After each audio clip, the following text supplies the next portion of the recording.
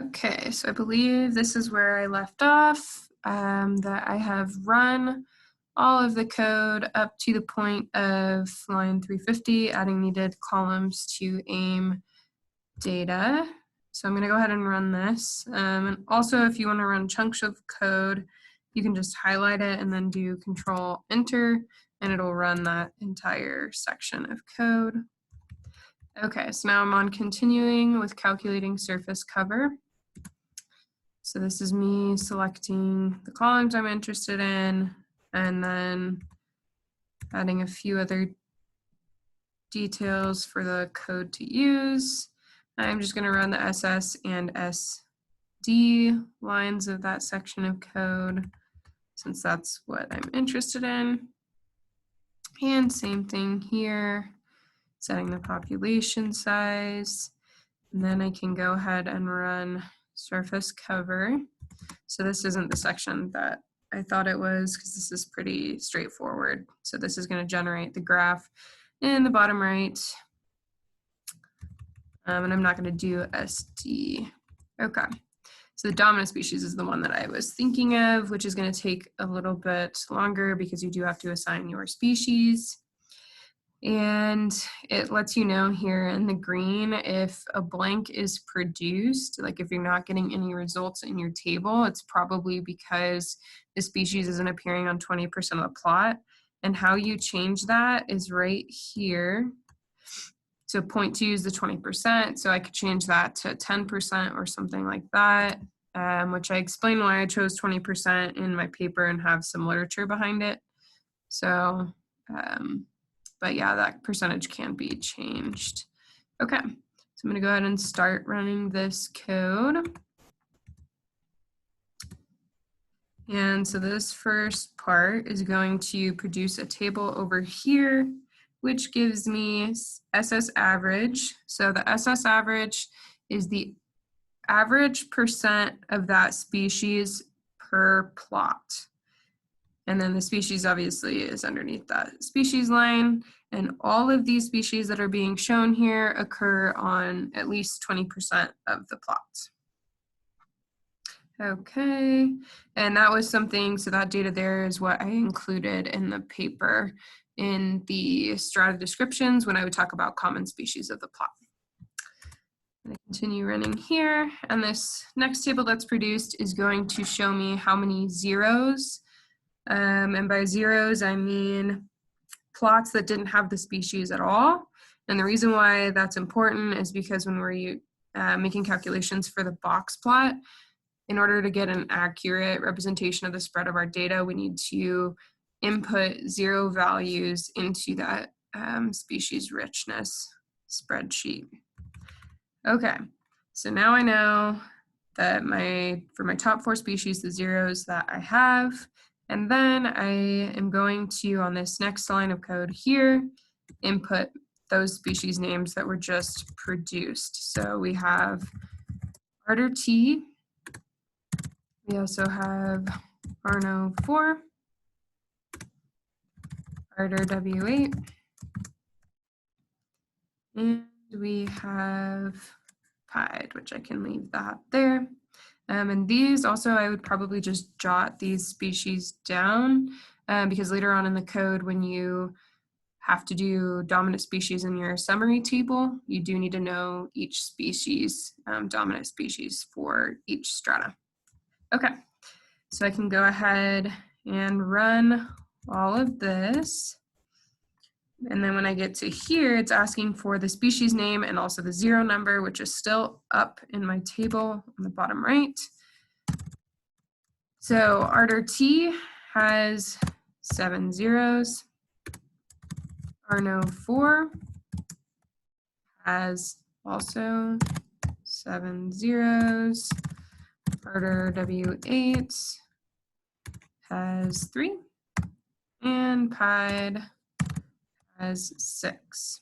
So now you're going to do the growth habit of those species. It has to be in the same order and the 0 number. So looks like we actually have all woody species. I'm going to change these all to woody.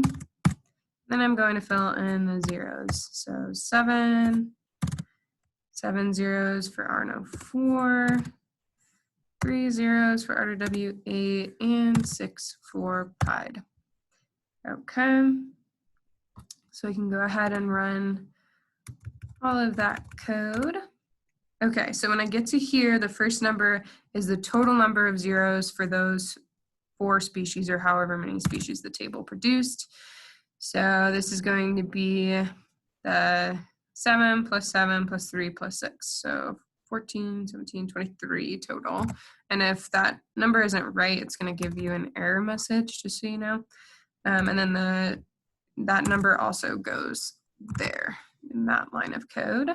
So now those are both ready to run. And then nothing needs to be changed anywhere in here.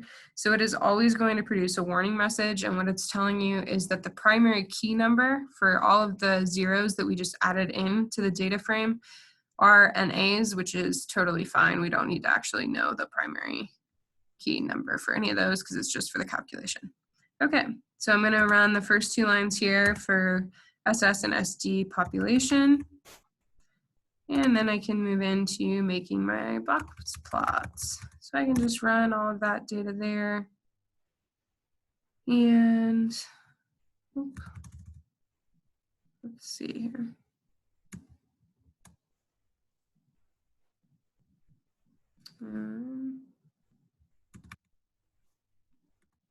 Looks like I actually skipped some lines. So let me try that again. There we go. Okay, so now in our bottom right, we see the dominant species for the sage strata.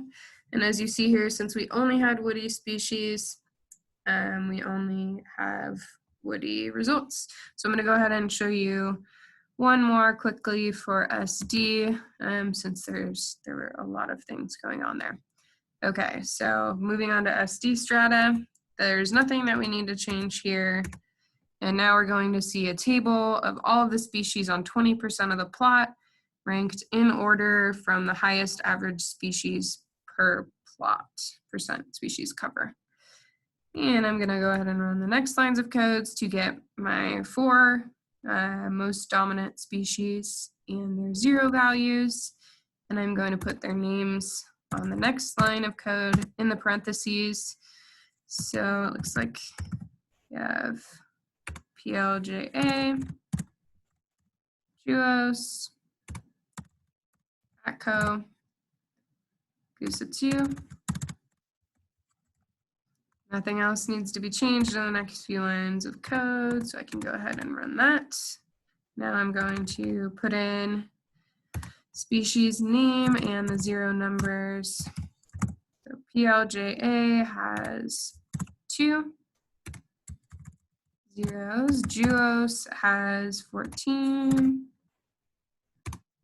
ATCO has 7. And Gusa2 also has 7. And then I'm going to put in their growth habit and their 0 number. So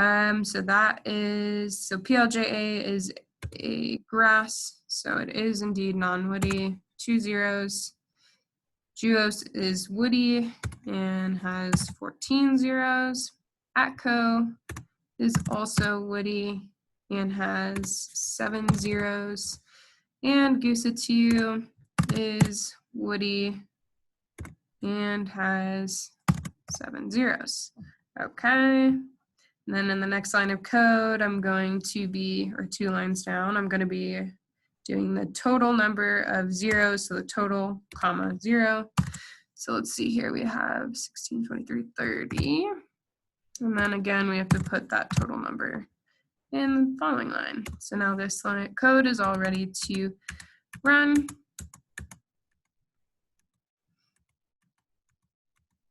Okay. And again, we're going to get that NA warning because we don't have any primary keys saved to the zeros values, but it does not matter. Now I'm going to make the box plot.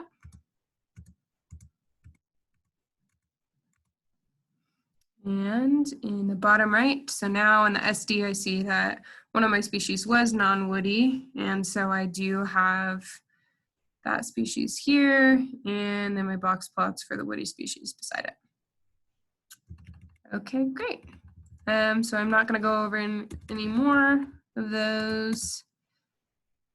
And this takes up a significant amount of code. I think all that we have left after this, though, is gap and summary. So I'm going to go ahead and stop the video here and restart at gap.